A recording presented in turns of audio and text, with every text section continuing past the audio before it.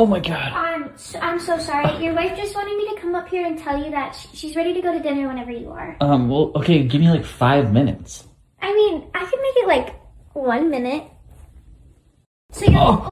前阵子看中山队有点，我现在超饿，然后你知道这群 NBA 巨星为什么集体迷上葡萄酒吗？虽然现在他们一个比一个爱喝，但整个 NBA 红酒文化的源头都要归功于这个男人。他叫做 Greg Popovich， 马刺队的传奇教练，在去年5月退休。他带队拿了5座 NBA 总冠军，但在 NBA 圈内，他还有一个更响亮的绰号——红酒教父 （Pop Father of Wine）。为什么呢？从30年前开始带队客场比赛的时候 ，BTC 这样的走势，方向到底是哪边？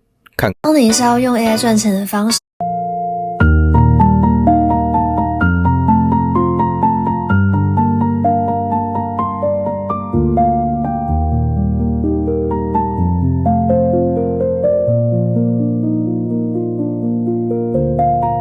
You can now add 大家好，我係36號盧慧晴，今年20歲，而家讀緊悉尼大學 U2。